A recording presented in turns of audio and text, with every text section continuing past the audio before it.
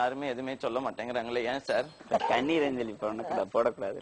ஐயோ, அது இல்ல சார், சாதாரண பேனர் வச்சாலே எடுக்க சொல்லிடுறாங்க, நீங்க வச்சா மட்டும் சொல்ல மாட்டேன். எங்களுக்கு ரெக்கமெண்ட் பண்ணி நாங்களும் அப்பப்போ பேனர் வச்சுக்கிறோம் சார். நீங்க எல்லாத்துக்கும் ஒரே ரூல்ஸ் தான் சார். யாரா இருந்தாலும் வச்சா முத நாள் வைக்கலாம், அடுத்த நாள் எடுத்துறேன் சார். அப்புறம் நான் உங்கள்ட்ட கேட்கணும், இப்ப பாராளுமன்றத்துக்கு போயாச்சு சார். பாராளுமன்றத்துல வந்து நல்ல கூட்டம் அருமையா நடந்துகிட்டு இருக்கும்போது பக்கத்துல யாராவது தூங்கிட்டு இருந்தவங்க எல்லாம் இருக்காங்களா? நார்த் இந்தியா எம்பி எல்லாம் பாத்திருக்கீங்களா அந்த மாதிரி? இல்ல, நான் பார்த்தேன். நீங்க பார்த்தது இல்லையா? பார்த்தா என்ன பண்ணுவீங்க சார்? பார்த்தா எழுப்பி விடுவேன். உங்களுக்கு என்னைக்காவது அவங்க பேசுற பேச்ச கேட்டு தூக்கம் வந்திருக்கா? இல்ல, தூக்கம் வர அளவுக்கு உள்ள உட்கார்றது இல்ல. எந்திரிச்சு ஆமா, தூக்கம் வந்துட்டு அங்க வேலை இல்ல. கட்டடிச்சிருவீங்களா? ஆமா, கட்டடிச்சு. சில வருடங்களுக்கு முன்பா தீவிரவாதிகள் வந்து உள்ள பூந்து அட்டகாசம் பண்ணிட்டு போயிட்டாங்க பார்லிமெண்ட்ல. அப்ப அங்க போராடுறதுக்கு யாருமே இல்லையே அப்படின்னு நாங்க யோசிக்கும் போது அவங்க நாயகன் படம் வந்துச்சு சார். அதுல பார்த்து சார், அப்படி கார் இப்படி போது, நீங்க அப்படி ஜம்ப் பண்ணீங்க, இவர் தான் எங்களுக்கு சரியான ஆளு, யாருமே செய்ய முடியாத இவர் தான் செய்வார் அப்படின்னு சொல்லி, அதுவும் ஒரு முக்கியமான கடமை சார். இப்ப நாங்க சவால் விடுறோம், எங்க ஜே.கே. ரித்தீஷ் சார் இருக்காரு, இப்ப எந்த தீவிரவாதி கமான் அட்டாக் அவர் பார்லிமெண்ட்யா அப்படின்னு நாங்க ரொம்ப போல்டா சொல்லுவோம் சார். அந்த அளவுக்கு அருமையான மக்களை வந்து நாங்க அனுப்பி இருக்கிறோம் அப்படிங்கறதுல எங்களுக்கு ரொம்பவே. அவர் இங்க இருந்து சொல்லிட்டு போயிருவாரு. இல்ல, அது ஒரு முக்கியமான கடமையா நம்ம சொல்றோம். ஏன்னா அன்னைக்கு நம்பிக்கை தானே வாழ்க்கை. நம்புறோம் சார். அப்புறம் அடுத்து நீங்க என்ன படம் சார் பண்ண போறீங்க? அது நாங்க கண்டிப்பா கேட்டோம். வேட்டை புலி. வேட்டை புலி. ஆனா இன்னும் கண்டிப்பா தொடர்ந்து படங்கள் பண்ணுவீங்கல்ல? கண்டிப்பா. ஏன்னா எங்களுடைய ஆசையெல்லாம் என்னன்னா, இது கொஞ்சம் சீரியஸாவே இருந்தாலும் பரவாயில்ல, ஸ்டாண்டப் காமெடிக்கு இது அப்பாற்பட்டதான். நீங்க வந்து நிறைய பேரை வந்து அறிமுகப்படுத்தி இந்த சினிமாவில் நீங்க ஒரு புதுசா நிறைய பேர் வந்து சினிமா பேனர் வச்சிருக்காங்க. நீங்க உங்களுக்குன்னு ஒரு பேனர் ஒன்று ஆரம்பிச்சதுல இன்னும் நிறைய பேரை அறிமுகப்படுத்தணும் நாங்க எல்லாரும் சர்வம் கேட்டுங்க சார். அது உங்களால கண்டிப்பா முடியும். ஏன்னா உங்களுக்கு அதுக்கான அப்படி வரும்போது கண்டிப்பா உங்களுக்கு கரெக்டா புரிஞ்சுக்கிட்டாரு. ஏற்கனவே விஜய் டிவி நிகழ்ச்சியில தான் ஒரு பையன், ஒரு நாயகன் பண்ணிக்கிட்டு இருக்கப்ப ஒரு பையனுடைய காமெடி பிடிச்சிருந்துச்சு. அப்புறம் அவரை நான் டப்பிங் வாய்ஸுக்கு கூப்பிட்டுருந்தேன். நாயகன்ல டப்பிங் வாய்ஸுக்கு விஜய் டிவில இருந்து கூப்பிட்டாச்சு. அடுத்த நடிக்கிறதுக்கு விஜய் டிவில இருந்து கூப்பிட போறாரு. ஐயா ஜாலி. ஸ்டாண்டப் காமெடின்னு சொல்லும் போதே நான் லைட்டா ஜர்க்கானே, அது இப்ப புரியுது சார். நான் சினிமாவில் நடிப்பேங்கிறதே ஒரு காமெடியா தானே சொன்னீங்க. ஆமா, சீரியஸா எடுத்துக்காரு சார். சத்தியமா சீரியஸா எடுத்துக்க மாட்டேன். நிறைய பேர் சொல்லியிருக்காங்க நீங்க சினிமாவில் நடிக்கலாம் அப்படிங்கறத. அது மட்டும் இல்ல, சாரை பத்தி சொன்னா சாரோடைய ஆபீஸ்க்கு யார் போனாலும் கண்டிப்பா சாப்பிட்டுட்டு தான் போகணும். சாப்பிட்டுட்டு தான் போகணும்னா ஏற்கனவே வீட்டுல சாப்பிட்டுட்டு தான் போகணுமா, இல்ல அங்க போய் சாப்பிடணுமா? அங்க போய் சாப்பிட்டுட்டு தான் அந்த ஆபீஸ் விட்டு வெளியில போகணும். அதனால இப்ப எங்க ஏரியா பசங்க எல்லாம் என்ன பண்றாங்கன்னா, மச்சான் காலைல போய் கமலா தியேட்டர்ல ஒரு படம் பார்த்துட்டு மத்தியானம் ரித்தீஷ் சார் ஆபீஸ் சாப்பாட்டுக்கு போயிடலாம்டா லஞ்சுக்கு அப்படின்னு பிளான் பண்றாங்க டெய்லி. அதனால நீங்க அதையும் கொஞ்சம் ஸ்ட்ரிக்டா பாத்துக்கணும் சார். யாரெல்லாம் இல்லையா அவங்களுக்கு மட்டும் நல்ல சாப்பாடாவா, நல்ல சாப்பாடு இருக்குங்கிறதுனால சினிமா பார்த்து டைரக்டா வந்துடுறாங்க. ரொம்ப தேங்க்ஸ், நான் நோட் பண்ணிக்கிறேன். இது நான்வெஜ் தான் சார். Only pure நான்வெஜ்ஜா? ஐயா ஜாலி. அப்பனா எனக்கு தான் ரைஸ் மோர் கூட நான்வெஜ்ஜா? மோர் கூட அதுல மட்டன். மோர்லயே அதாவது நான் வந்து சாப்பிடக்கூடாதுங்கிறதுக்கு என்ன வழி விட்டு அதை இப்பயே சொல்லிட்டாரு. நான் இன்னொரு முக்கியமான கேள்வி உங்கள்ட்ட கேட்கணும் சார். இந்த பொதுவா இந்த நிகழ்ச்சியில பாத்தீங்கன்னாலே இவங்க எல்லாம் அடிக்கடி நீங்க நிகழ்ச்சி பார்க்கும்போதே தெரிஞ்சிருக்கும். சார் வந்து எப்ப பேசினாலும் நானும் ஏர்போர்ட்ஸ்ல அப்படிம்பாரு. பெரியார்தாசன் சார் வந்து நான் கருத்தம்மா படத்துல நடிக்கையில படம் போய் 15 வருஷம் ஆச்சு போய். அதுக்கப்புறம் நம்ம புஷ்பான குப்புசாமி சார் பாத்தீங்கன்னா இந்த கிராமத்திலே அப்படின்னு ஆரம்பிப்பாரு.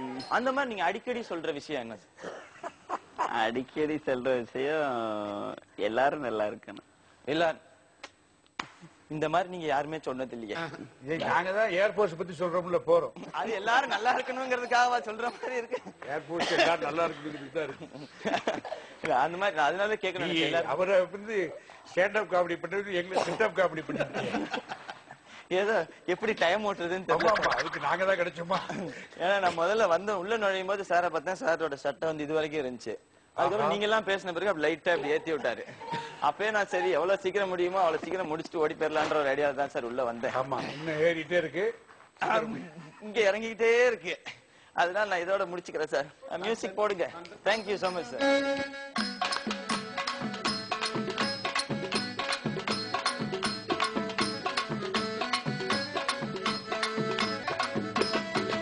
காலமே கெட்டு போச்சுப்பா, கலியுகம் ஆயிடுச்சுப்பா. அதான் சார், நான் இப்படி உட்காந்து நீங்க 2 பேரும் இப்படி கேக்குறீங்கல்ல கேள்வி. டைரக்டா எம்பின்னு முடிவு பண்ணீங்களே, இது என்ன இந்த காதல் டைலாக் போலயா? இல்ல சார், நான் சினிமாவில் வரும்போது வாங்க பேசலாம் வாங்க, பழச்சு பேசுறோம் நாங்க, வாங்க பேசலாம் வாங்க, மீண்டும் வந்து குந்துனோம் நாங்க. இப்ப நம்ம கேட்க போறது ஐயா எல்லாமே ஒன் வேர்டு, சின்ன கேள்விகள், சின்ன பதில்கள், டக்கு டக்குன்னு வரலாம். இல்லைன்னா வழக்கம் போல உங்களுடைய புன்சிரிப்பே பதிலாகவும் கொடுக்கலாம். உங்க நாயகன் படத்தை ஜேம்ஸ் கேமரூன் இங்கிலீஷ்ல ரீமேக் பண்றதா கேள்விப்பட்டவே உண்மையா? அதே ரீமேக்கான படம் தானே, செல்லுலாருடைய ரீமேக். எதுக்கு எடுத்தாலும் இந்த காலம் ரொம்ப கெட்டு போச்சுப்பா, கலியுகம் ஆயிடுச்சுப்பா அப்படின்னு சொல்றாங்க. நீங்க நடிக்க வந்தது கேட்கல, காலமே கெட்டு போச்சுப்பா, கலியுகம் ஆயிடுச்சுப்பா. அதான் சார், நான் இப்படி உட்காந்து நீங்க 2 பேரும் இப்படி கேக்குறீங்கல்ல கேள்வி, அதே கலியுகம் கெட்டு போச்சுதான் அர்த்தம். அதான் கேட்காதே சொல்லி கேட்டீங்களா? புகழ் என்பது ஊட்டுகிற போதையா காட்டுகிற பாதையா? அதை நம்ம எடுத்துக்கிறத பொறுத்து சார், அதை எந்த விதமா எடுத்துக்கிறோமோ அதை வச்சு. இந்த கவுன்சிலரு, வார்டு உறுப்பினர், எம்எல்ஏ இந்த மாதிரி படிப்படியா போகாம டைரக்டா எம்பின்னு முடிவு பண்ணீங்களே, இது என்ன இந்த காதல் டைலாக் போலையா? இல்லை சார், நான் சினிமாவில் வரும்போது கேரக்டரு அந்த மாதிரிலாம் வராம டைரக்டா ஹீரோ வந்தனால டைரக்டா பார்லிமெண்ட் ஏற்றினாங்க. மக்கள்கிட்ட நடிக்கிறது, மக்கள் மனசை பிடிக்கிறது எது சுலபம்? ரெண்டுமே கஷ்டம் சார். நீங்க ஒரு பாஸ்வேர்டு தேவைப்படாத ஏடிஎம்னு சொல்றாங்களே, அது உண்மையா? அது யாரோ உங்கள்ட்ட தப்பாவே சொல்லி வளர்த்துருக்காங்க. ஐயோ, நான் அதை நினைச்சிட்டு வரலான்னு பார்த்தேன். சொந்த செலவுல பிளக்ஸ் வச்சா படம் பிச்சுக்கிட்டு ஓடுன்றாங்களே, அப்படியா? தேட்டரை விட்டா செட்டில் ஆனா லைஃப்ல ஜேகே ரித்தீஷ் மாதிரி செட்டில் ஆகணும்பா அப்படின்னு சொல்றாங்களே, நீங்க கேள்விப்பட்டிருக்கீங்களா? உங்களை தான் நம்ம ஆரம்பத்திலே சொல்றேன், யாரோ தப்பாவே சொல்லி உங்களை அனுப்பியிருக்காங்க. ரிசர்வ் வங்கியோட நேரடி தூதரா உங்களை மக்கள் பாக்குறதா சொல்றாங்களே, ரைட் தானே? கரெக்ட். பத்தியா, நான் சொல்லல. ஈவே ராமசாமி, சுப்பிரமணிய சுவாமி, அரவிந்த் சாமி, குப்சாமி தெரியும். அது என்ன பினாமி? இப்ப எனக்கு நீங்க இருக்கீல்ல சார், அதான் பின்னாடி. உங்க கண் கூசற மேக்கப்ப பார்த்துட்டு விளம்பரத்துல நடிக்க கூப்பிட்டதா கேள்விப்படுறாங்களாமே. நான் மேக்கப்பே போடுறது இல்லையே. நான் அந்த இதுல நடிச்சேன் பாருங்க, கருத்தம்மான்னு ஒரு படத்துல. அதுல மேக்கப் உங்களுக்கு யார் சார் போட்டா? மேக்கப்பே போடல சார். மேக்கப் காஸ்டியூம் எதுவுமே கிடையாது. அண்ணன் ஒரு படம், தம்பின்னு ஒரு சினிமா படம், 2 படத்தில் நடிக்கிறதுக்கு ஒரே நேரத்துல கால் ஷீட் கேட்டு வர்றாங்க உங்கள்ட்ட. எந்த படத்துல நடிப்பீங்க? தம்பியில தான் நடிப்பேன். அடுத்த எலெக்ஷன்ல எல்லா மக்களுக்கும் கூலிங் கிளாஸ், கோட்டு சூட்டு தருவீங்களா? எல்லாரும் போட்டா சந்தோஷப்படுவேன். நாயகன் படத்துல ஹிந்தியில எடுக்கிறதுக்கு, அதுல நீங்க கதாநாயகன் நடிக்கிறதுக்கு ஒத்த காலம் நிக்கிறதா கேள்வி. இல்ல நான் எப்பயுமே ஒத்த கால நிக்க மாட்டேன். அது ரொம்ப நாள் நிக்க முடியாதுல்ல. இந்த நிகழ்ச்சியை பற்றிய உங்கள் அபிப்பிராயத்தை கொஞ்சம் விரிவாவே தெரிஞ்சுக்க விரும்புறோம். நீங்களாம் கேள்வி கேட்டு பதில் சொல்லக்கூடிய தகுதியை எனக்கு கொடுத்ததுக்கு நான் உண்மையிலேயே பெரிய கடமைப்பட்டிருக்கேன். எதை வந்தோம் உட்காந்து எனக்கு சிரிச்சம் போனோன்னு இல்லாம அவங்கவுங்கள்ட்ட என்னெல்லாம் இருக்கு மக்களுக்கு தெரியாம அதையெல்லாம் ஒரு வெளிப்படுத்துறதுக்கு